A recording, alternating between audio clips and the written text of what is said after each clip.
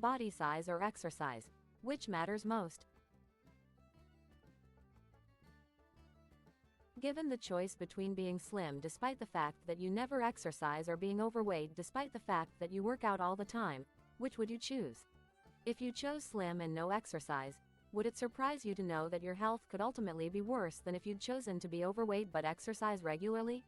It may be true. Studies suggest that people who are physically active and overweight have lower rates of cardiovascular disease and mortality than people who are inactive and thin. So whether you're slender or voluptuous, big and tall or thin and small, making physical activity a regular part of your life is vital to improving your health and making your real age younger. Weighing in on health. That's not to say that size doesn't matter at all. The health risks associated with obesity are well documented. Increased risk of diabetes, high blood pressure, coronary heart disease, cardiovascular disease, and some types of cancer. But what you don't hear very often is that you can reduce these risks by being physically active, even if you don't lose weight. Some studies suggest that being overweight is linked with an increased risk in mortality, even among people who are physically fit. Other research disagrees, however. One reason is that some standard weight and size measurements, such as body mass index, BMI, are not accurate predictors of health risks. BMI, for example, doesn't distinguish between fat and muscle, and it doesn't measure visceral fat, the fat surrounding abdominal organs. Visceral abdominal fat is a significant risk factor for heart disease and metabolic syndrome. So some people with a healthy BMI who carry their weight around their middle may actually be less healthy than people labeled overweight who have better fat distribution. Bottom line. No matter what your size or your BMI, being inactive increases your risk of heart disease, hypertension and type 2 diabetes. Start with this goal. To improve your health, aim for 30 minutes of moderate aerobic activity most days of the week to help improve your cardiorespiratory fitness. 30 minutes 4 or 5 days a week might seem like a lot, especially if you haven't been active in a while or you lead a hectic life. But you'll be adding years of good health to your life if you can get yourself to do this on a regular basis. That's the tricky part, of course, being physically active on a regular basis. Most people are not as active as they should be, and we're all likely to experience times when exercise falls by the wayside. We have our reasons for falling short, but we can overcome these obstacles with the right approach. So what's stopping you from being consistently active? Read on to determine what your biggest barrier to fitness is and what you can do to overcome it, and start reaping the rewards of exercise. What's your biggest barrier to exercise? Choose the description below that best reflects the issue that keeps you from being more physically active and find out how to get around it. I'm getting older, don't know what to do at my age, and am worried about injury. It's never too late to get active.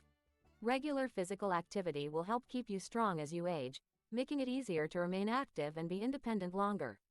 For most older people, moderate activity is safe. Moderate physical activity should cause a slight increase in heart rate and breathing. It should feel somewhat challenging, but you should still be able to carry on a conversation without difficulty. Examples of moderate intensity activities include playing tennis, doubles, raking leaves or sweeping the patio, walking laps in a pool, walking briskly. Check with your doctor before beginning an exercise program for the first time. Your doctor can help you design a program that takes into account any physical limitations or medical conditions you have. A well-designed exercise program should be able to accommodate just about any special circumstances. Build up your level of activity gradually to help prevent sore muscles or injury. Listen to your body, and don't try to do too much too soon. If something is painful or seems impossibly difficult, ease up or find a less intense activity. 3 tips to get started. If these tips don't jumpstart your fitness program, don't give up. The options are endless, and with appropriate guidance from fitness and healthcare experts, you should have all the tools and support you need to work out safely and effectively. I'm out of shape and it seems like such a long road ahead. Although getting physically fit or losing weight is certainly an achievable goal no matter what your starting point, if you focus on that fairly vague and lofty goal right from the beginning, you are likely to get discouraged. Instead, break things down into smaller, more specific, more realistic goals. It may help to know that the first few hundred extra calories you burn will give you the greatest health benefit. So take it day by day. Focus on living a more active life overall, and the rest will fall into place. 3 tips to get started. I'm simply too busy and don't know where I'd find the time for regular exercise. It can be a challenge to find time to be active when you've got a hectic schedule. Start by taking a moment to remind yourself that your health is at stake. You're not wasting time by being physically active, you're buying time. The time you spend exercising now comes back to you later in the form of a longer, more active life. Also, the chances are good that you'll save more time than you spend, because you'll sleep better and be more rested. You will most likely notice that you are less nervous and distracted as well. All of this will help you to get more done in less time. So make physical activity just as important as the other items on your to-do list. 3 tips to get started. However you manage to squeeze in time for exercise, your body and mind will thank you for it. Before long, you'll really miss it when you don't get to exercise because of the impact it has on your physical and emotional well-being. I'm usually too exhausted by the end of the day. I just can't get motivated. I'd rather relax. If you are exhausted at the end of the day, that's all the more reason to exercise. Research shows that as few as 10 weeks of regular exercise can leave people feeling more energized than they did prior to engaging in a program of physical activity. We all struggle with motivation from time to time, but by continually putting off activity, you're turning it into a nagging chore, and that could be part of what's making you feel so lethargic. It's time to regain control of the situation. 3 tips to get started. If you see exercise as a mindless activity, a mere means with no end, then it's pretty unlikely you'll make it a regular part of your life. Finding an exercise angle that gives physical activity meaning for you is the key to staying motivated. It's not practical. The weather's often bad and I don't know what to do indoors. Being active is key to a long and healthy life. And many of the things we might do to stay active, walking, gardening, riding bikes, swimming, tend to lend themselves to the outdoors. So when wet, inclement weather kicks in, it can really put a damper on your exercise groove. Especially if you're one of those people who gets bored doing the same indoor workout day after day. Whether you feel housebound by the weather or some other aspect of your geographical surroundings, you can beat this obstacle to fitness by thinking outside the box, or the house. 3 tips to get started. Think of the cold, wet winter months as your opportunity to get truly creative. When the weather is better, you can go back to your old standbys.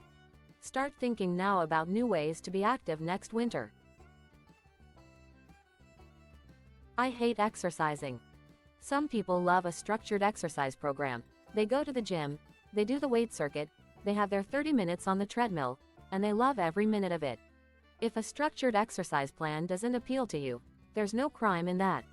But it's also not a legitimate obstacle to fitness because, here's the good news, you don't have to exercise. That's right. There are lots of things you can do that count toward meeting physical activity goals, and they don't have to fall under the category of traditional exercises to make you younger and fitter. 3 tips to get started. Being physically active will make you more energetic and boost your mood almost immediately. You'll sleep better, feel good about yourself, find it easier to relax, and you may really enjoy the new, active you. I usually find a way to be active. Good for you. You are part of a minority of health-minded people who exercise regularly or spend a significant portion of their time being active. Because you exercise regularly, if you are in good health, your body could probably benefit from more vigorous, as opposed to moderate, physical activity to improve your cardiovascular fitness. Here are some ways you can shift from moderate to more vigorous physical activities. Moderate activities. Playing tennis, doubles. Raking leaves or sweeping the patio. Walking laps in a pool. Cycling 5 to 9 miles per hour on a flat surface. Playing frisbee. Walking briskly. Gardening. Vigorous activities. Playing tennis, singles. Shoveling heavy snow. Swimming laps in a pool. cycling more than 10 miles per hour or on hilly terrain, roller skating, jogging or hiking, mowing lawn with a push mower. And if you have a friend or family member who needs some help getting motivated, consider sharing your energy by inviting him or her for a walk or another active outing, being mindful of the person's fitness level. Active advantage. If you can overcome the obstacles that leave your activewear gathering dust, regular physical activity provides an impressive array of health benefits, regardless of your size. 30 minutes of moderate activity each day, or at least 4 or 5 days a week, can help to reduce high blood pressure, prevent heart disease, reduce risk of stroke, lower cholesterol levels, reduce total and visceral fat, improve cardiovascular function, reduce risk of colon cancer, prevent osteoporosis, reduce risk of developing type 2 diabetes and improve health outcomes for those with diabetes, reduce risk of depression, elevate mood, support restful sleep, reduce tension and increase energy. Wait not, want not. Whether you hit the gym, hit the road, or sneak in a few minutes of frisbee each weekend, try not to focus on losing weight. It's more important to your health and well-being for you to be active than to stress too much about your size.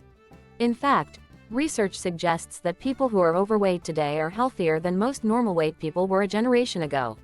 To be sure, weight loss is a smart goal if your weight is hurting your health. If you're obese, even if you currently have no signs of poor health, research suggests you may be at high risk of developing diabetes and heart disease in later life. If you want to lose weight while you're getting healthier and more fit, you may need to increase the amount or intensity of your activities. For example, if you don't see results after 1 or 2 months of 30 minutes of moderate activity 5 days a week, spend more time exercising, or try adding a few more vigorous activities to your life without reducing the time you spend being active. Regardless of your size, however, by working with your body to incorporate physical activity into your everyday life instead of working against it, you're improving your health and making your real age younger. Before long, you'll feel healthier, look healthier and be healthier. If you love this video, please like and subscribe to my channel and click the bell icon to get new video updates.